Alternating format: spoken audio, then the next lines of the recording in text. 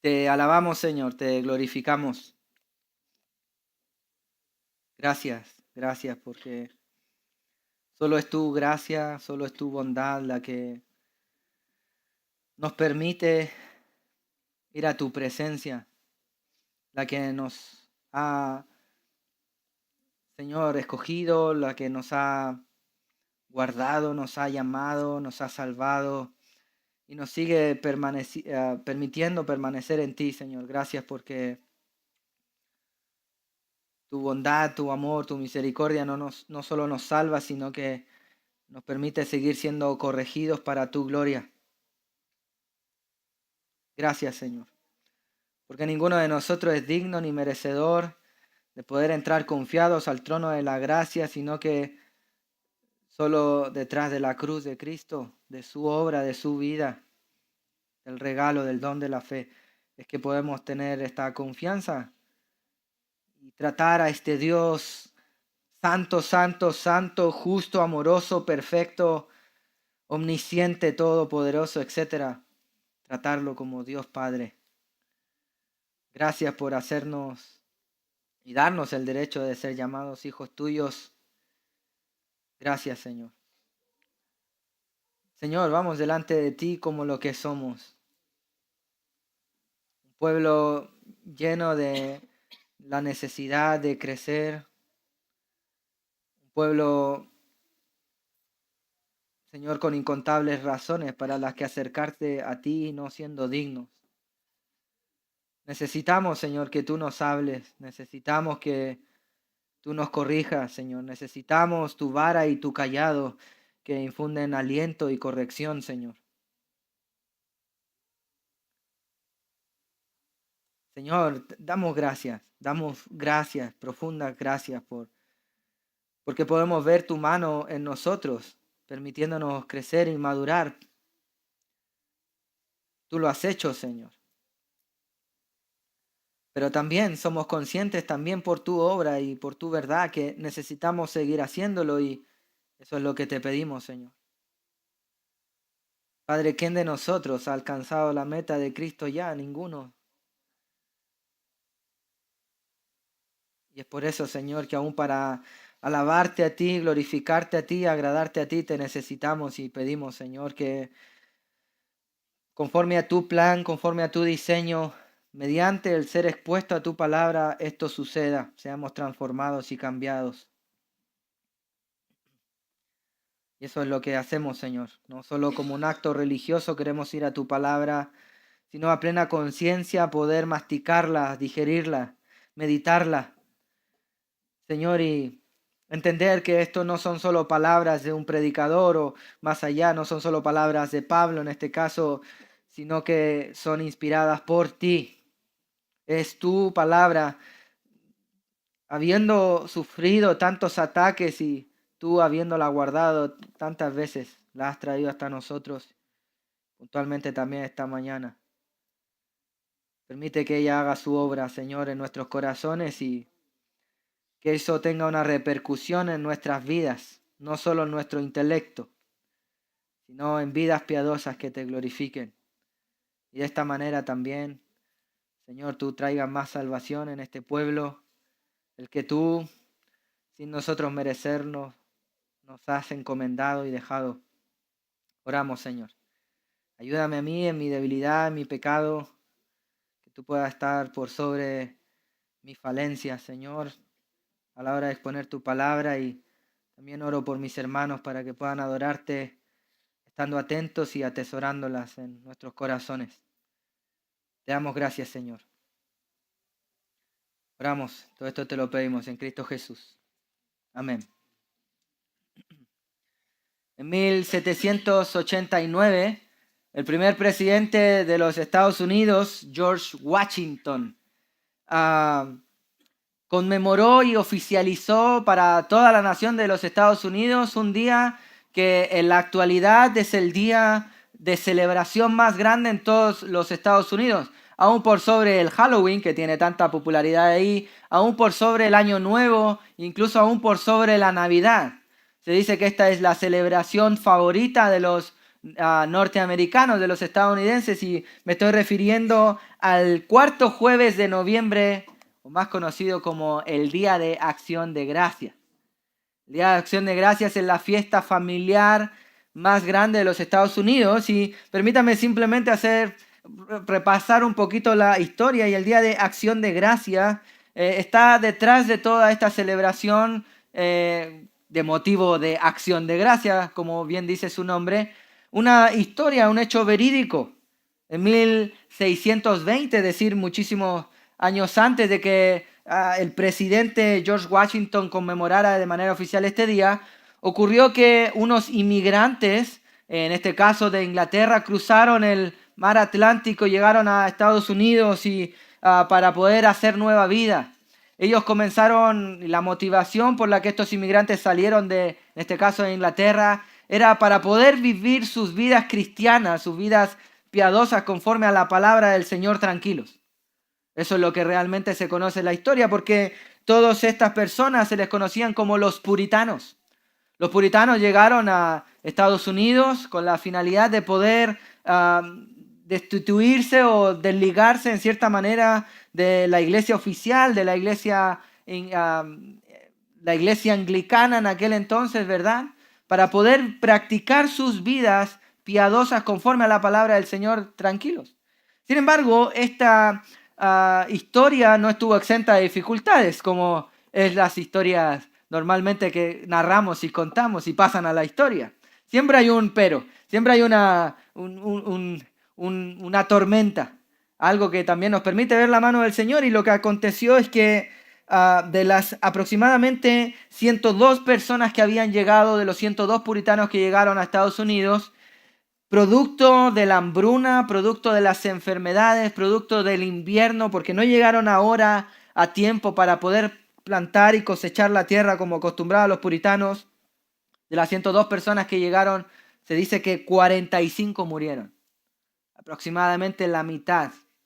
Y por favor, entended bien, no son 45 simplemente personas aleatorias, son madres, padres, primos, hermanos, hijos, etcétera, familia, gente cercana. Entonces, imagina la desazón, imagina lo que tuvieron que sufrir estos puritanos. Muchos de nosotros somos extranjeros o lo hemos sido en alguna oportunidad y sabemos que esto no es cosa fácil.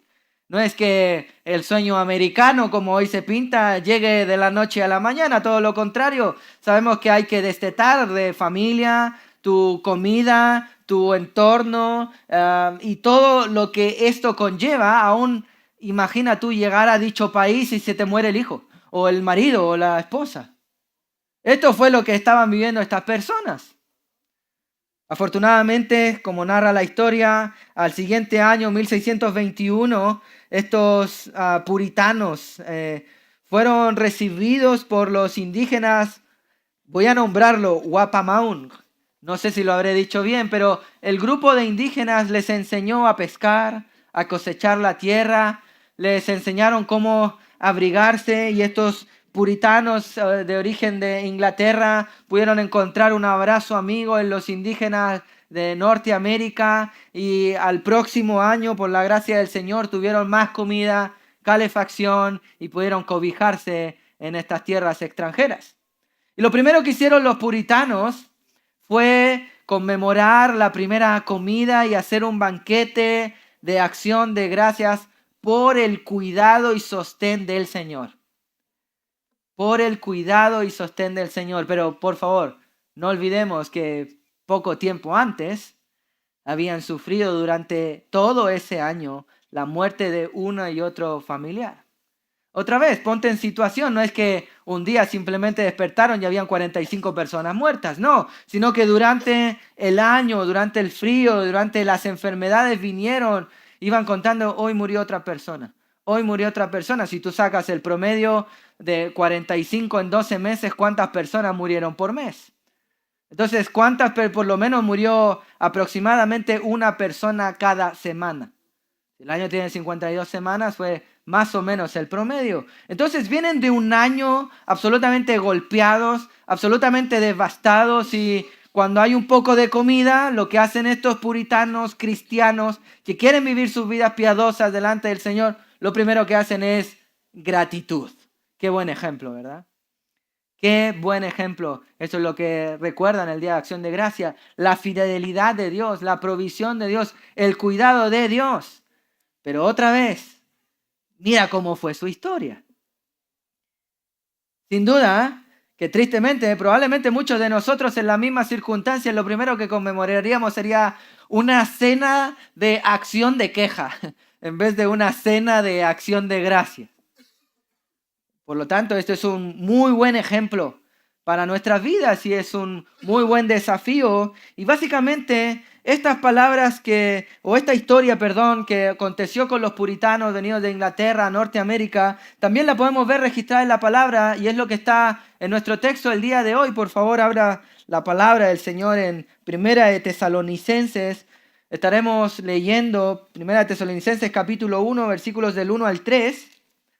Aunque nuestro texto central será el versículo 2 y 3, vamos a continuar en esta mañana todavía con la serie de predicaciones que hemos recientemente comenzado. Llevamos simplemente la introducción a la carta de Tesalonicenses y vamos a leer teniendo esto en mente. Primera de Tesalonicenses capítulo 1, versículos del 1 al 3. Dice así: Pablo, Silvano y Timoteo, a la iglesia de los tesalonicenses, en Dios Padre y en el Señor Jesucristo, gracia y paz sean a vosotros, de Dios nuestro Padre y el Señor Jesucristo. Damos siempre gracias a Dios por todos vosotros, haciendo memoria de vosotros en nuestras oraciones, acordándonos sin cesar delante de Dios y Padre nuestro de la obra de vuestra fe, del trabajo de vuestro amor y de vuestra constancia en la esperanza en nuestro Señor Jesucristo. Pues muy bien, antes de ir a nuestros versículos 2 y 3 del día de hoy, permítame simplemente conectar esto con lo que comenzamos a ver 2 domingos atrás. Estuvimos abriendo la introducción. Como bien puede leer ahí en el versículo 1, esta carta de Tesalonicense fue escrita por el apóstol Pablo, quien estaba acompañado de Silvano, dice el texto, y Timoteo. Hace 2 domingos atrás estuvimos viendo el contexto de toda esta carta, lugar de Tesalonicense, una iglesia que estaba en Macedonia. Fue una iglesia que se retrata en la Escritura, en la palabra de Dios, en la Biblia, como una iglesia ejemplar. Pablo plantó esta iglesia después de probablemente haber estado con los Filipos. Esto lo vemos en Hechos capítulo 17. Puede verlo y leerlo usted ahí del versículo 1 al versículo 9. Cómo la historia de los Hechos, cómo Lucas, el escritor de los Hechos, está narrando cómo se plantó esta iglesia. Y en la gracia del Señor, mi querido hermano, Pablo, con el tal Silvano, que es conocido también como Silas y Timoteo, salieron de Filipo. Este Silvano que dice aquí, como bien digo, es Silas, estuvo preso en Filipo junto al apóstol Pablo. Ellos salieron producto del altercado que estaban teniendo, de la oposición a la predicación del evangelio, salieron de Filipos y fueron bajando y llegaron a esta ciudad llamada Tesalonicenses. Y nos cuenta que se plantó la iglesia de los tesalonicenses con varios hombres, varias mujeres también quizás de un poder adquisitivo mayor que al resto de la comunidad. También quizás como se dio en el caso de Filipenses, también estaba Lidia, la vendedora de púrpura, etc. Y llegaron ahí. Y nos cuenta el libro de los Hechos, puedes poner tus ojos ahí, que estuvieron, versículo 3, versículo 4, estuvieron, versículo 2, 3 días de reposo. Esto es 3 semanas, día de reposo, el sábado, y estuvieron 3 sábados por ahí, 3 semanas, como era habitual en Pablo, cada vez que entraba a una ciudad, iba a la sinagoga y comenzaba a predicar. Y este es el mismo escenario, esto es lo que estaba aconteciendo. Pablo llega a Tesalónica, va a la sinagoga, comienza a predicar y dice la palabra que muchos, que no pocos, comenzaron a creer. Sin embargo, otra vez, toda esta historia bonita no estuvo exenta de dificultades. Pablo tuvo oposición. Tanto así que los hermanos le invitaron a que tuviera que salir de noche. Le dice: Pablo, vas a caer preso nuevamente, como de dónde vienes, de Filipos. Sales de la cárcel, llegas aquí, te van a meter preso de nuevo, sigue avanzando. Y tanto así que Pablo tuvo que seguir su viaje misionero, tuvo que más bien tener una salida abrupta. Él no tuvo una fiesta de despedida, al menos no nos cuenta eso el libro de los Hechos, sino que tuvo que salir de noche, algo así abrupto, me imagino que con un abrazo rapidito de los que estaban ahí, y sobre todo conociendo que, como nos cuenta Hechos 17, puedes verlo ahí tú en tu casa, ¿verdad? Como lo leímos hace 2 semanas atrás, se llevaron preso a un hermano llamado Jasón. Y en todo este contexto Pablo llega a la ciudad de Berea, donde por la gracia del Señor comenzó a hacer lo mismo, a predicar, y también se plantó otra iglesia. La iglesia de Berea, dice la Escritura, que eran aún más solícitos que los de Tesalónica. Era una iglesia ejemplar, solícitos en la palabra del Señor, la iglesia de Berea, ¿verdad? Sin embargo, permítame detenerme ahí. El estándar de ejemplo hasta ese entonces, antes de que Pablo, Silas y Timoteo llegaran a Berea, el estándar de iglesia ejemplar era la iglesia de Tesalónica. Entonces, en efecto, tenemos a los hermanos de Berea, que eran un ejemplo en la Escritura. Sin embargo, no penséis bajo de la iglesia en Tesalónica. La carta a los tesalonicenses, la iglesia en Tesalónica, realmente es la iglesia ejemplar en la Escritura. Aún más ejemplar que la iglesia de Éfeso. Muchísimo más ejemplar probablemente que la iglesia de Corinto. ¿Verdad? Pero permítame la reflexión ahí. Esta iglesia ejemplar, esta iglesia modelo, esta iglesia que realmente cada vez que abremos la Escritura y nos preguntan a nosotros, ¿a qué iglesia de la Escritura te gustaría parecerte? Todos debiéramos responder, la iglesia en Tesalónica no era una iglesia perfecta. Era una iglesia ejemplar. Pero no olvidéis que era una iglesia que se plantó después de la predicación de 3 semanas. Era una iglesia que estaba compuesta también por pecadores como tú y como yo.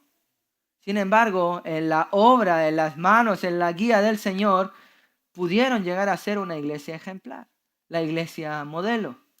Esto ha de hacernos reflexionar a nosotros mismos y en efecto, hermano, nos conocemos.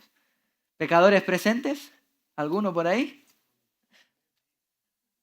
Bueno, esto no lo hemos de tomar excusa. Bueno, nunca vamos a parecernos más bien a la iglesia de Corinto o algo así. No, hermano, Dios puede hacer una obra con nosotros. Hemos de mirarle a Él, hemos de avanzar en Él, hemos de confiar en Él. Porque la obra es de Él, las ovejas son de Él, la misión es de Él, la palabra es de Él, la gloria es de Él, todo es de Él. ¿Te das cuenta tú? Entonces, cada vez que nos acercamos a esta Escritura, hermano, en efecto vamos a poder ver hoy cuánto nos falta parecernos en esto a los tesalonicenses. Probablemente vamos a examinar las faltas en nosotros y gloria al Señor, hermano. ¿Para qué? Para que podamos arrepentirnos y confiar en el Señor, que así como Él lo hizo con la iglesia de Tesalónica, también lo puede hacer con nosotros aquí en Pedrezuela. ¿Crees esto? Hermano, la obra es del Señor. No dudemos de su poder. Esta es la situación. Pablo simplemente estuvo 3 semanas con ellos y se plantó en 3 semanas la iglesia ejemplar. Pero el punto es esto, eran una iglesia nueva. Cuando Pablo escribe esta carta a los tesalonicenses llevaban aproximadamente 1 año y medio, 2 años de recién haber sido plantados como iglesia. Era una iglesia nueva, reciente y que por la gracia del Señor seguía rumbo en buena dirección.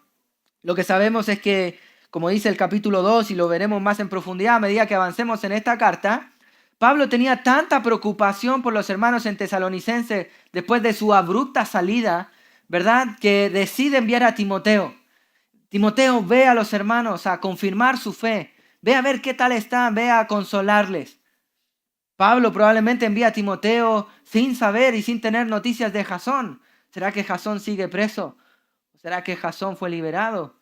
¿Será que los hermanos siguen perseverando en la fe? Pablo no lo sabía, entonces decide, en base a este amor y preocupación, como hemos leído, este afecto, decide enviarle esta carta diciendo, gracia y paz sean a vosotros.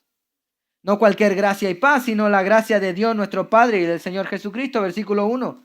Pablo desea gracia, desea regalos inmerecidos a la iglesia de Tesalónica. Pablo, recuerde usted que todavía no sabe que son la iglesia ejemplar como tal, aunque vio mucha solicitud cuando estuvo con ellos. Pero él sigue deseando que los de Tesalónica no abunden simplemente en sus obras o no se crean algo. Le está hablando de la gracia. Hay un juego de palabras aquí también. Gracias, Chari, y paz. Sería en hebreo el shalom. Está un saludo múltiple aquí deseando los frutos espirituales a los hermanos. Y queda claro en la frase Dios, de Dios, nuestro Padre y Señor Jesucristo. Entonces, recapitulando, Pablo siente esta preocupación por los hermanos, ¿cierto? De modo que envía a su fiel siervo, se desteta de él un momento, envía a Timoteo. Timoteo ve a verles, a consolarles, a predicarles, ¿cierto? Y resulta ser que Timoteo vuelve con buenas noticias. La iglesia estaba viva. La iglesia seguía creciendo. Y hablamos la semana pasada, hace 2 semanas atrás en la introducción, que cuando queremos ver si una iglesia está creciendo, cuando queremos saber si hay una iglesia que está madurando, otra vez siempre en términos espirituales, hemos de analizarlo, valga la redundancia, en términos espirituales. Timoteo vuelve con noticias y nos va a comentar un poco más adelante en la carta, pero Timoteo nunca menciona, los hermanos en Tesalónica han crecido en número. No, eso no fue el parámetro espiritual que Timoteo vio. Él no está diciendo, los tesalonicenses tienen ministerio de niños y ministerio de jóvenes y reunión de varones y reunión de damas y tienen un montón de actividades durante toda la semana. Están creciendo. No, ese no fue el parámetro espiritual. ¿Cuál fue el parámetro espiritual? Siguen perseverando en la palabra del Señor. Siguen sus vidas siendo santificadas. Siguen madurando. Verdadero crecimiento espiritual. Otra vez, cuando evaluamos el crecimiento de nuestra iglesia, no ha de ser, porque la iglesia se va llenando. Y hace 2 años atrás éramos 5, luego 15, luego 20, hoy probablemente hay 40, si vienen todos seremos 60. ¿Es eso un símbolo de crecimiento espiritual? Hemos de ponerlo a la luz de la palabra y qué buen ejemplo tenemos en la iglesia de Tesalonicense. Vamos a compararnos, teniendo temor del Señor. ¿Se da cuenta usted, hermano amado? Esto es toda la situación y fijémonos como dice ahí el versículo 2. Pablo, refiriéndose a los amados hermanos en Tesalónica, dice versículo 2, damos siempre gracias a Dios por todos vosotros, haciendo memoria de vosotros de nuestras oraciones, acordándonos sin cesar delante de Dios, del Dios y Padre nuestra, de la obra de vuestra fe, del trabajo de vuestro amor y de vuestra constancia en la esperanza en nuestro Señor Jesucristo. Hermano, lo que hoy quiero compartirte son 2 claves para crecer en gratitud de corazón. 2 elementos esenciales, 2 claves. No quiero poner secreto porque realmente está expuesto en la palabra del Señor, pero son 2 elementos claves para crecer en gratitud de corazón. Para poder no solo tener el 4º jueves una vez al año de noviembre, ¿verdad? Una cena de acción de gracia, sino que la gratitud sea algo en nuestro corazón. Y simplemente para hacer un paréntesis ahí, hermano, la gratitud, como es obvio, es antónimo o va en contra de la ingratitud. Y la ingratitud se genera cuando tú crees que mereces algo más de lo que has recibido. En otras palabras, tú tienes una expectativa mayor de lo que tú has recibido. Eso es ingratitud, ¿verdad? O ahí es donde se origina la gratitud. Pero déjame recordarte las palabras del apóstol Pablo. Versículo 1, gracia y paz. Y la gracia es un regalo inmerecido. Y hemos de recordar esto, no merecemos nada. Todo lo que está al lado del infierno para nuestras vidas es misericordia y gracia. ¿Merecías tú salir del infierno? Mirémonos. No. El entender esto nos va a ayudar a tener un corazón grato. Y este es el punto, mi querido hermano. La primera de las 2 claves para tener gratitud de corazón es entender que la gratitud no depende de las circunstancias. Entender que la gratitud no depende de los elementos externos. No damos gracias simplemente por lo que hemos visto. Imagínense usted los puritanos que llegaron a Norteamérica. Si tuvieran que haber dado gracias por las circunstancias que vivieron ese año, ¿qué? ¿Damos gracias por un muerto cada semana? ¿Damos gracias por la falta de comida? ¿Damos gracias por la falta de abrigo? No, ellos entendieron que la comida que estaban comiendo es gracia del Señor. Por lo tanto, hay gratitud. No ni siquiera merecen esa comida. ¿Se da cuenta usted? Ahora vamos a nuestro texto. Recordamos que hay un hombre llamado Pablo escribiendo estas líneas y está diciendo, damos siempre gracias a Dios. Damos siempre gracias a Dios. Este hombre está agradeciendo cuando las circunstancias que él vivió en primera persona no habían sido favorables. Hermano, fijémonos. Él tuvo que salir arrancando de Tesalónica. Y eso no fue porque no tuvo que vivir la presión de lo que realmente estaba viviendo su vida. Él ya había sido expuesto a la muerte. Sin ir muy lejos, ¿de dónde viene? Venía de la ciudad de Filipo, donde estuvo preso por causa del evangelio. Vivió un terremoto en la cárcel. Eso me llega personalmente siendo yo chileno. Terremotos. Hermano, vivió un terremoto en la cárcel. Tiene que ir de un sitio a otro tratando de cuidarse el pellejo. Hermano, este hombre Pablo tiene gratitud abundante a pesar de que ha vivido todo lo que ha vivido por causa del evangelio. Permítame por favor leer 2 de Corintios. 2 de Corintios capítulo 11 versículos 24 al 28. 2 de Corintios capítulo 11 versículos del 24 Versículos del 24 al 28 dice, de los judíos 5 veces he recibido 40 azotes menos uno. 3 veces he sido azotado con vara. 1 vez apedreado. 3 veces he padecido naufragio. 1 noche y 1 día he estado como náufrago en alta mar. En caminos muchas veces, en peligro de ríos, peligros de ladrones, peligros de mi nación, peligro de los gentiles, peligros en la ciudad, peligros en el desierto, peligros en el mar, peligros entre falsos hermanos, en trabajo y fatiga, en muchos desvelos, en hambre y sed, en muchos ayunos, en frío y en desnudez, y además de otras cosas, lo que sobre mí se agolpa cada día, la preocupación por todas las iglesias. Esto es lo que vivía este hombre, mientras está diciendo, damos gracias a Dios. ¿Será que su gratitud depende de lo que él está viviendo, de las circunstancias? La verdadera gratitud de corazón, la gratitud que Dios espera como alabanza nuestra, no es una gratitud basada en las circunstancias. Hermanos, hemos de analizar nuestra gratitud porque ahora en nuestra gratitud puede haber engaño. Si los cristianos solo damos gracias, gracias Señor por el abrigo.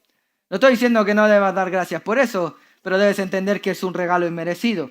Gracias Señor, solo por lo bueno, tú no estás siendo agradecido a Dios. Tú estás siendo agradecido por lo que has recibido de Dios, pero no por Dios. ¿Cómo es nuestra gratitud?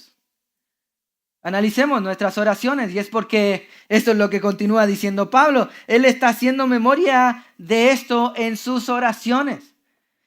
Hermano, cuando das gracias en tu oración, en tu intimidad con Dios, ¿qué es lo que agradeces?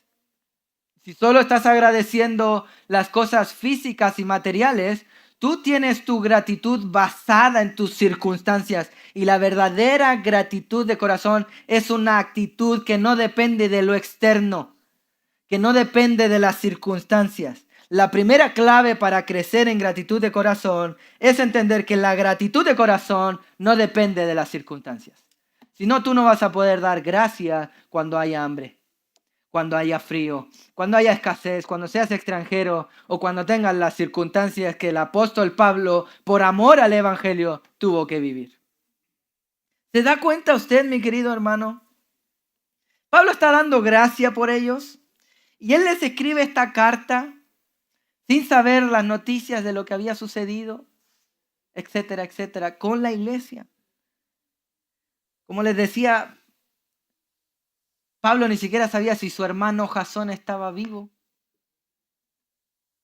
La primera clave para hablar de gratitud genuina de corazón es entender que la gratitud de corazón, la gratitud genuina y verdadera al Señor no depende de las circunstancias.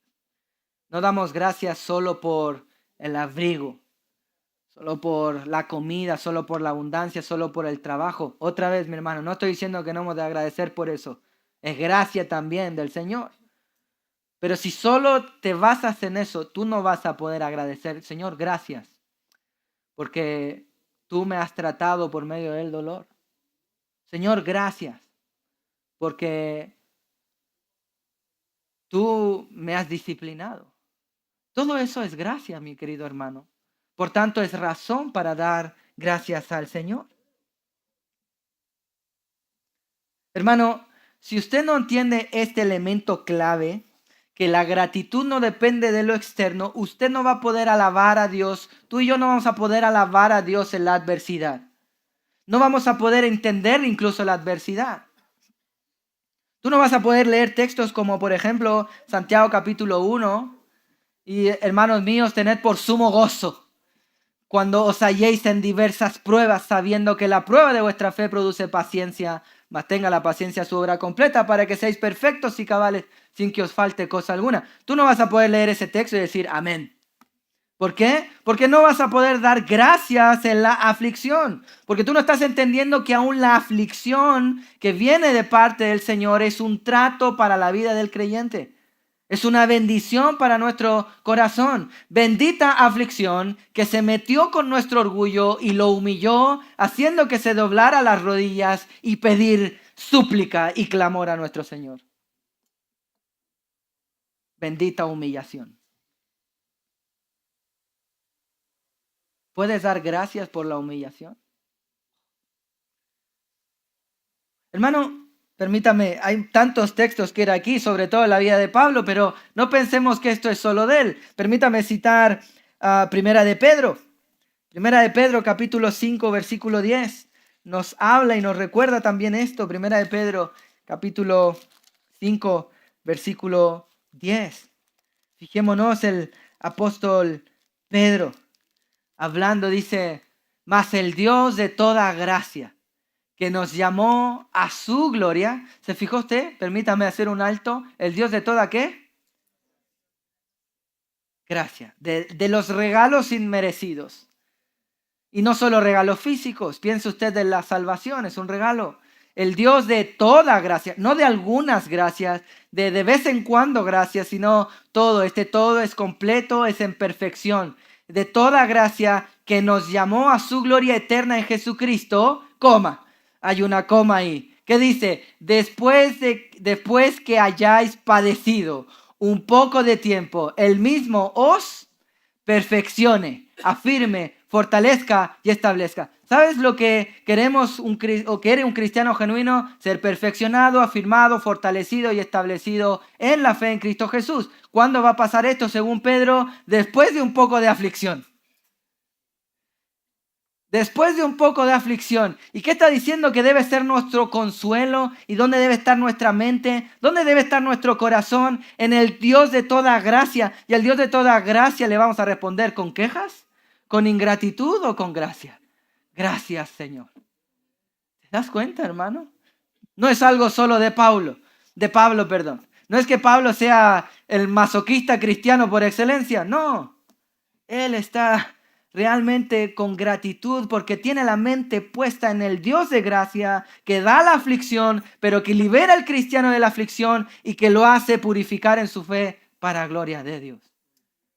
¿Puedes dar tu gracia por esto? Pablo está dando gracias aún en este contexto inmediato por todo lo que había sucedido con los hermanos en Tesalónica. Damos siempre gracias ¿a quién? A nuestra obra, a nuestro orgullo. Hoy, gracias Señor, porque pude trabajar tanto, ganar lo suficiente y proveer para mi familia. Otra vez, hermanos, suena bien, pero la falsa humildad es orgullo disfrazado de humildad. ¿Cómo está nuestra gratitud de corazón? Hemos de entender otra vez de que todo es por gracia y aún para dar gracias debemos tener un corazón grato reverente, humilde, genuinamente para acercarnos al trono de la gracia. Hebreos 4:16, por favor. Lo tenemos ahí, Hebreos 4:16. Fijémonos, acerquémonos, pues. Pues es causa-consecuencia. Causa-consecuencia, y en el contexto es lo que está hablando, hermano. Todo depende del Señor, no de nuestro esfuerzo. Él es el Dios de la gracia. Él nos da todo inmerecidamente. Acerquémonos, pues, confiadamente al trono de la gracia para alcanzar misericordia y hallar otra vez gracia para el oportuno socorro. ¿Cuál oportuno socorro? Aquel que necesitamos en los momentos de aflicción. Hermano, ¿se da cuenta usted que estos cristianos, esta clase de hombre diferente que no se había conocido en la historia hasta el inicio del primer siglo, daban gracias al Señor aún en medio de la aflicción? De este tipo de gratitud estamos hablando. Esta es la gratitud que Dios desea que abunde en nuestros corazones. ¿Es esta la gratitud de la iglesia en Pedrezuela? ¿Es esta tu gratitud? Hemos de examinar aún nuestra gratitud, porque aún en nuestra gratitud puede haber engaño o podemos estar simplemente agradecidos por los beneficios y bendiciones obtenidas y no gratos de quien dio dicha provisión. Alabamos no lo obtenido, no a lo creado, sino que alabamos al Creador. Este fue el principio que los romanos olvidaron y que se envanecieron y alabaron a lo creado y no al Creador. ¿Por quién tienes gratitud hoy? Es más, si hay falta de gratitud en tu corazón, probablemente este es el problema. Estamos más deseando los beneficios del Creador que al Creador mismo. Él está diciendo, damos siempre gracias a Dios. Siempre gracias a Dios. Y Él lo recuerda así, damos gracias a Dios por todos vosotros. No damos gracias por todos vosotros a Dios. Hay un orden inspirado aquí también, en ese orden, aún en el texto original. Y Él lo dice, ¿y cómo traducía Pablo y compañía esta gratitud? Él decía, haciendo memoria de vosotros en nuestras oraciones. Una manera de evaluar realmente por qué estás teniendo gracia y cuánta gratitud estás teniendo en tu corazón va a ser tu vida de oración. No hay un mejor escáner de tu vida espiritual que tu vida de oración. Pablo está diciendo que su gratitud por la vida de los tesalonicenses y por todo lo que el Señor estaba haciendo en medio de ellos, la traducía en su vida de oración por los hermanos. Y este es el punto, hermano. Nadie que oras delante del Dios soberano que conoce nuestros corazones va a querer mentirle a Dios. ¿Se da cuenta usted? Nadie que sabe que Dios examina hasta lo profundo del corazón, que más conoce nuestro corazón mejor que nosotros mismos, va a pretender mentirle a Dios en la oración. ¿Verdad? En otras palabras, en muchas ocasiones oramos lo que realmente está en nuestro corazón.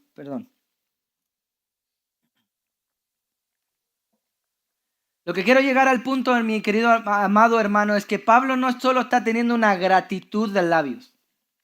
No es una actitud o de gratitud superficial.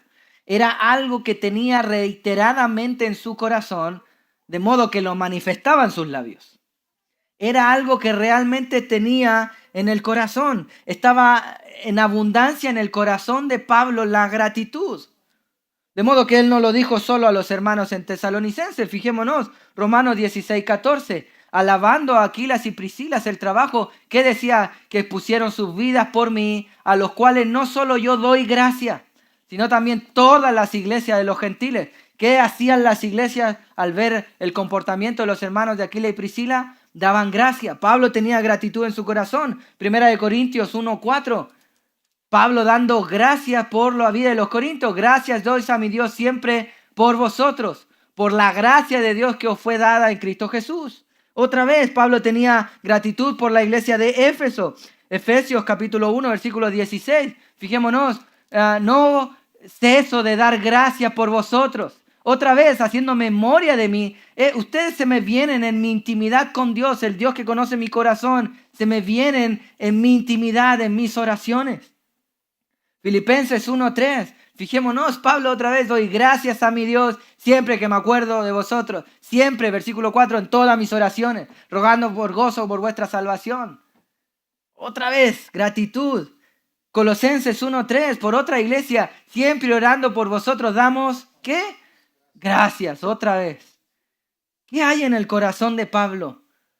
¿Qué está manifestando una y otra vez en el Nuevo Testamento? Segunda de Tesalonicenses 1:3, otra vez. Está dando gracias, gracias, gracias. ¿Qué había genuinamente en el corazón de Pablo que se traducía en oración? Gratitud por la obra del Señor. ¿Es esta tu gratitud máxima? ¿Lo está reflejando tus labios? ¿Se traduce en tu vida de oración? Hermanos, examinémonos pues a la palabra del Señor.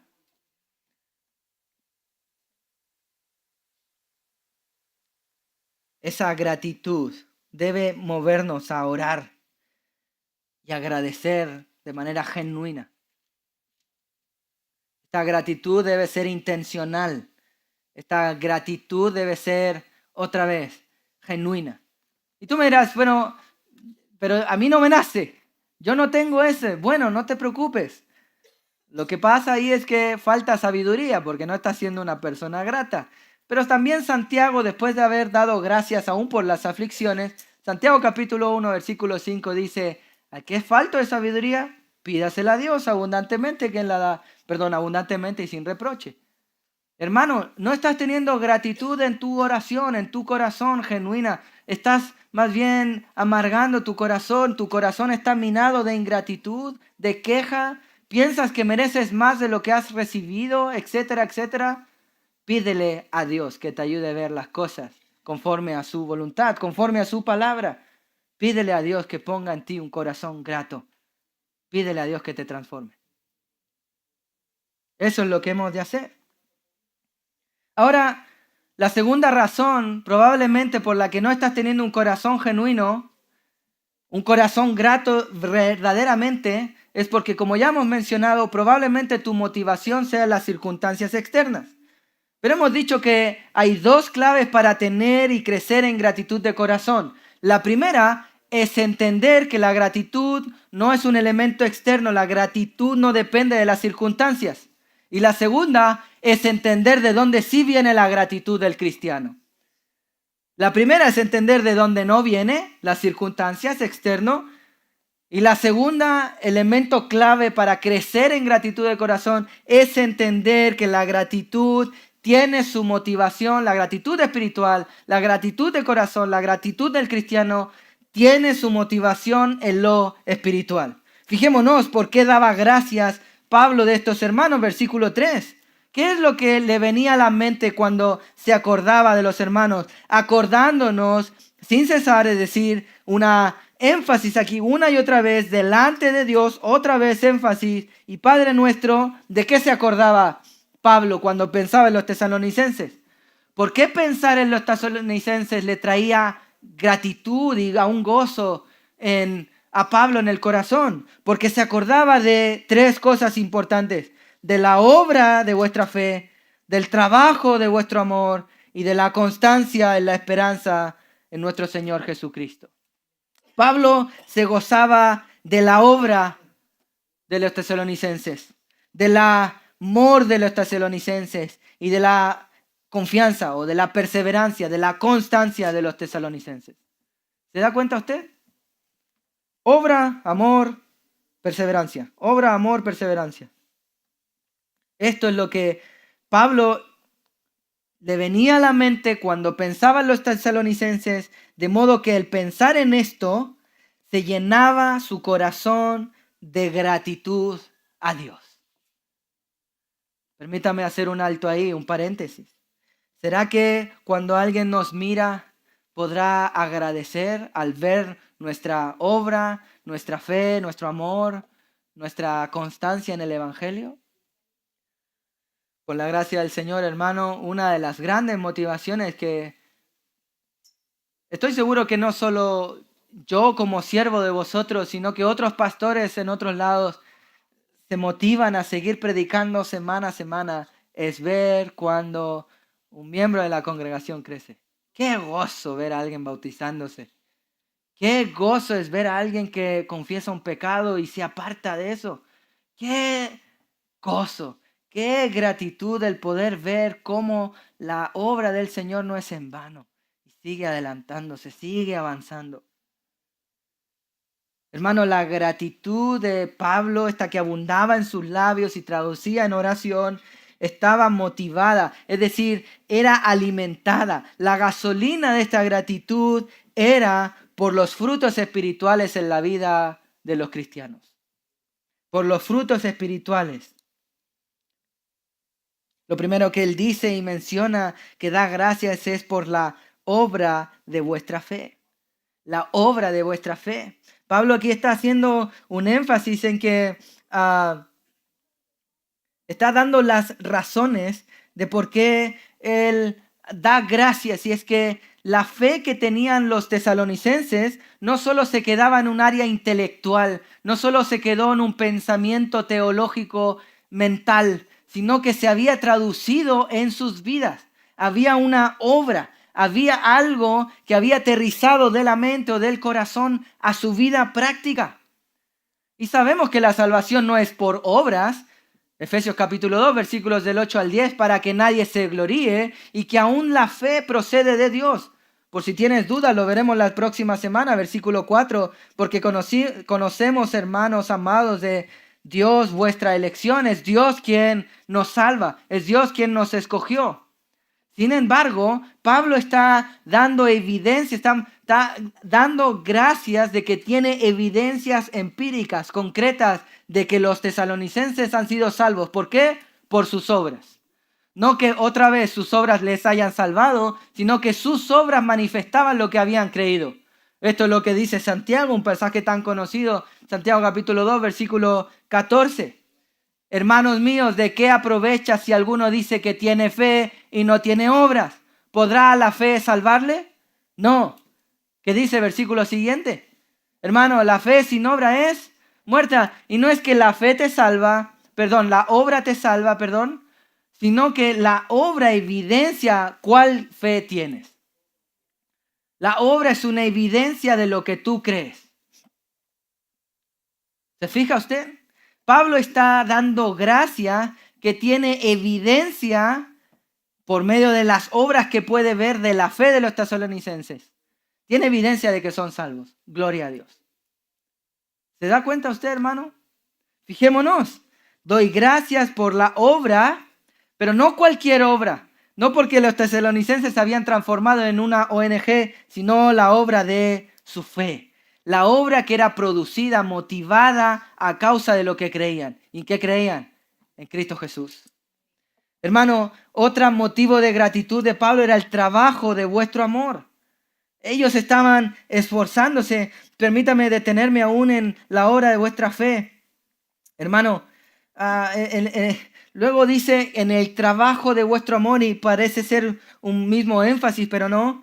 Aquí cuando habla del trabajo de vuestro amor, el trabajo, la palabra original es la palabra copos, y copos siempre se usaba para hablar de un trabajo pesado, arduo, un trabajo que realmente era algo incluso molesto, fatigoso de realizar. Y él está diciendo que los hermanos en Tesalonicenses estaban haciendo incluso trabajos pesados, trabajos que no eran del todo agradables, trabajos fatigosos, pero lo hacían por un verdadero amor a la causa del Evangelio. En otras palabras, ellos incluso hacían lo que no querían hacer para ver a Cristo glorificado en Tesalónica. Gloria a Dios. Ellos estaban teniendo obras, es decir, vidas piadosas. Pero no solo eso, sino que van más allá. Estaban trabajando ardua y pesadamente por amor al Señor, para ver a su Señor glorificado. ¿Será que ¿Alguien puede tener gratitud de esto por nuestras vidas? Si no, oremos pues para que el Señor ponga esto en nuestro corazón, para que el Señor nos mueva, que haya más obra de nuestra fe y que también haya un trabajo mayor por amor. Pero no solo esto, hermano. Si usted se fija, estas dos cosas son cosas humanas, pero lo que realmente, y lo pone en último el apóstol Pablo, es que todo esto, aún los tesalonicenses lo estaban haciendo, la obra de su fe y el trabajo de amor, lo estaban teniendo por la constancia que los tesalonicenses tenían. Versículo 3, fijémonos, constancia en la esperanza en nuestro Señor Jesucristo. Todo esto los tesalonicenses lo estaban haciendo porque tenían constancia en la esperanza de nuestro Señor Jesucristo. Y esto es un elemento importante para entender la carta a los tesalonicenses. Realmente lo que abundaba en la mente y corazón de los tesalonicenses era una esperanza en nuestro Señor Jesucristo. ¿Y cuál era esta esperanza? Lo veremos más adelante en esta carta. Los tesalonicenses estaban esperando la segunda venida de Cristo.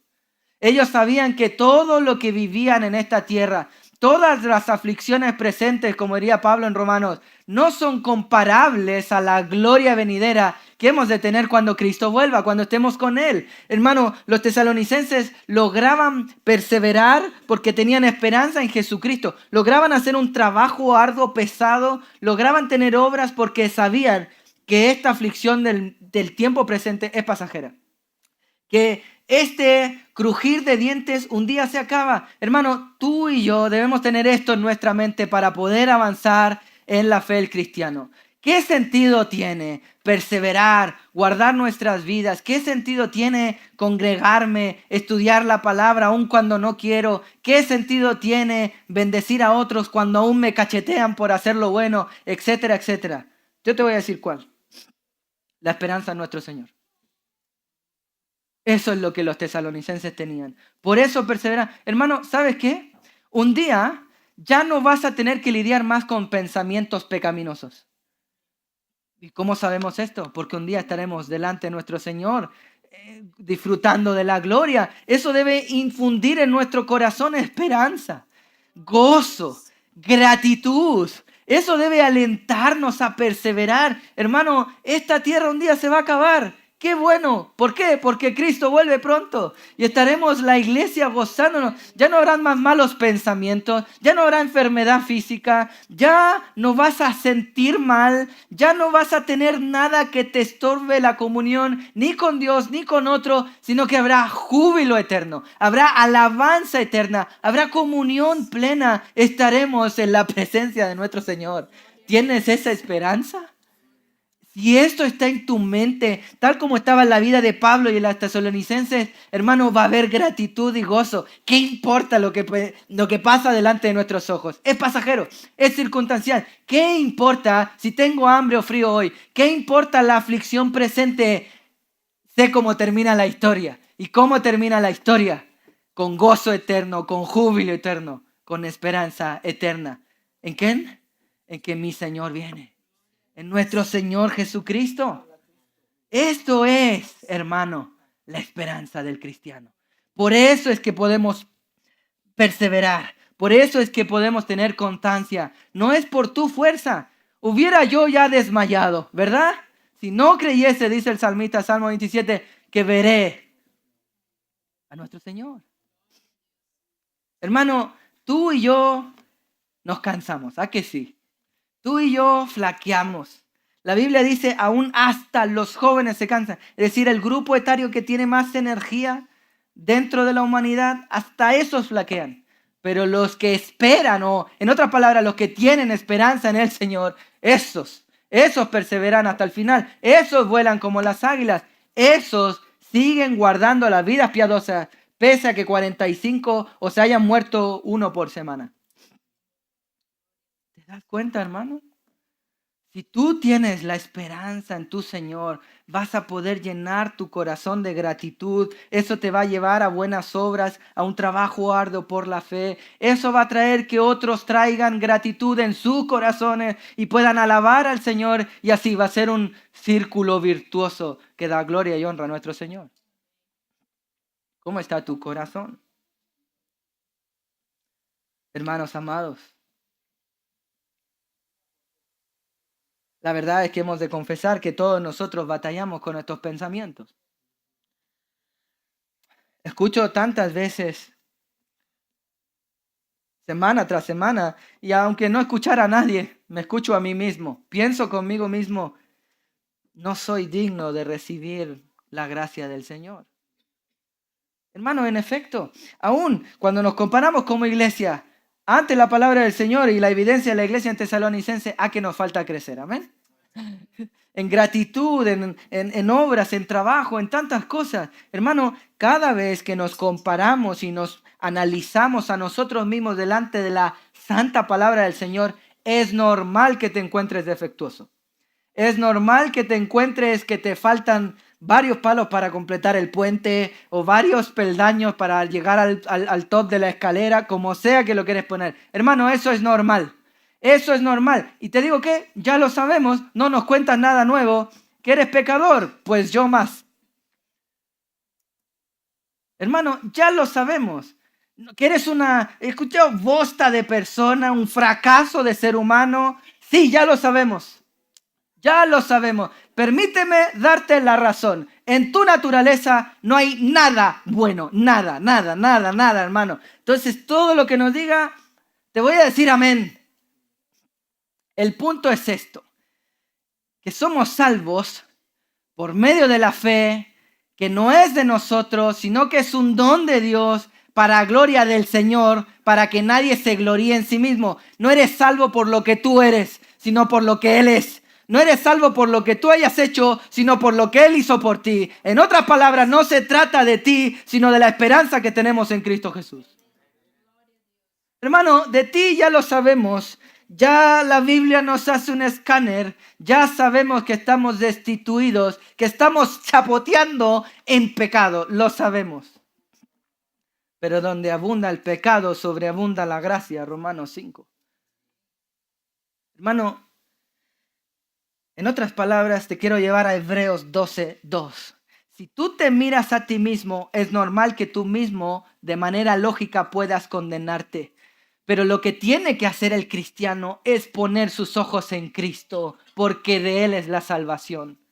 Puesto los ojos en Jesús, quien es el autor y consumador de la fe, el cual por el gozo puesto delante de Él sufrió la cruz, menospreciando el oprobio, y se sentó a la diestra del trono de Dios.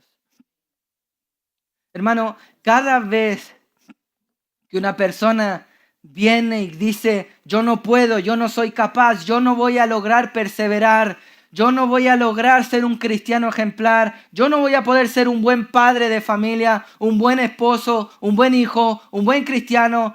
En su propia humanidad tiene toda la razón, pero el cristianismo no se trata de nosotros, se trata de Dios. Mira a Cristo. Si te miras a ti, ya lo sé, amén, eres incapacitado, pero si miras a Cristo, todo puede.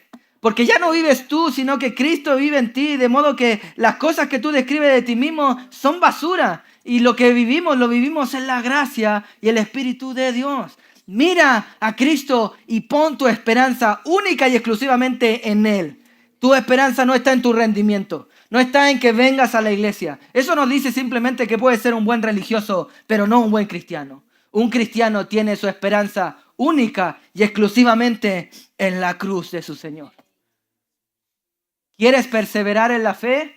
¿Quieres que haya más obra de amor, trabajo de amor, obra de vuestra fe, que haya más fruto espiritual?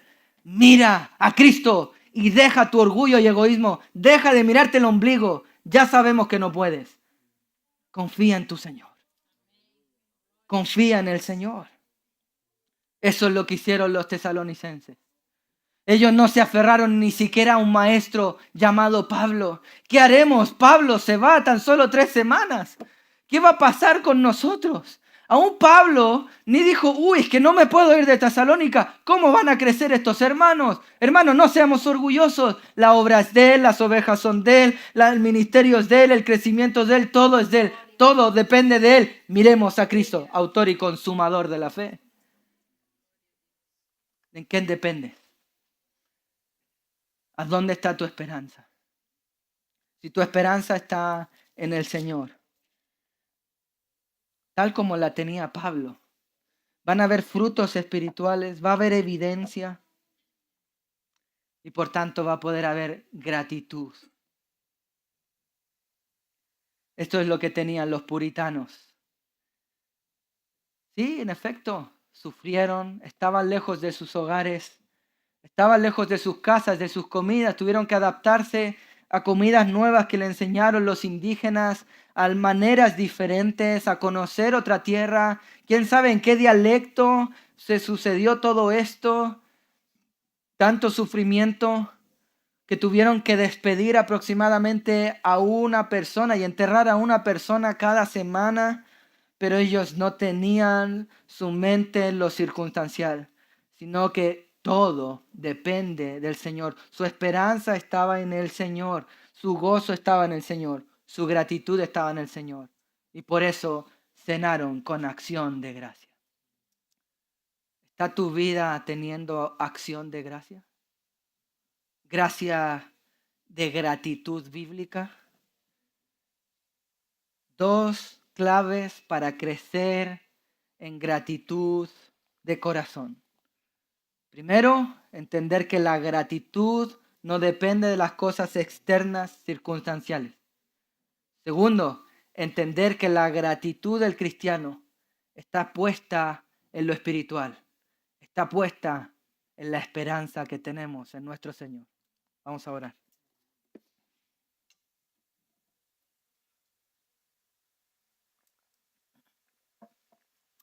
Alabado sea tu nombre, Señor. Señor, ¿quién es el hombre para que tú te acuerdes de él?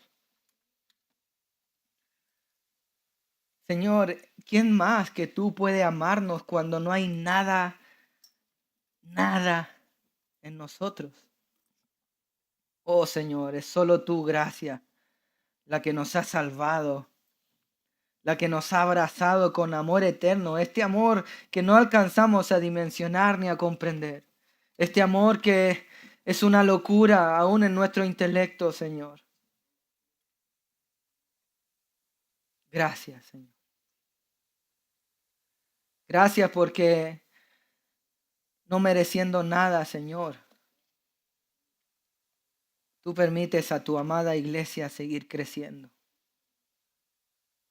Tú permites, Señor, que nosotros cometiendo tantos y tantos errores, Señor, podamos seguir permaneciendo en ti, seguir recibiendo instrucción bíblica, seguir siendo corregidos.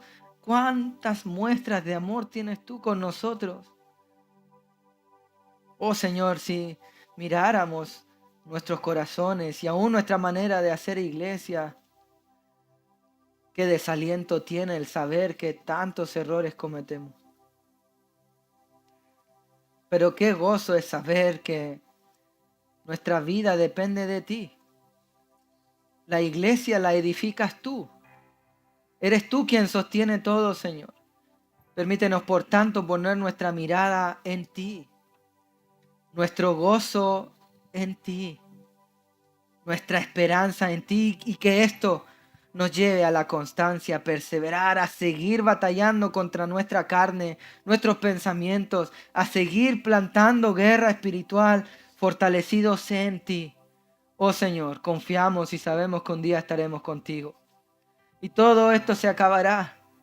Y toda rodilla, toda lengua confesará, toda lengua, tribu, pueblo y nación confesarán que tú eres el Señor para tu propia gloria. Aliéntanos, Señor. Anímanos, Señor. Y permite así que tu iglesia aquí en Pedrezuela, Señor, tenga gratitud genuina, no falsa, no circunstancial, una gratitud que no esté basada en lo que vemos, sino que esté basada en el autor y consumador de la fe, en el Dios de gracia, el que nos permite entrar confiados al trono de la gracia y el que nos consuela aún en medio de las aflicciones pasajeras que vivimos en esta sociedad. Sé exaltado, Señor. Permítenos ahora poder adorarte con un corazón genuino, Señor. Que la gratitud se desborde tanto en nuestros corazones que se traduzca en nuestros labios.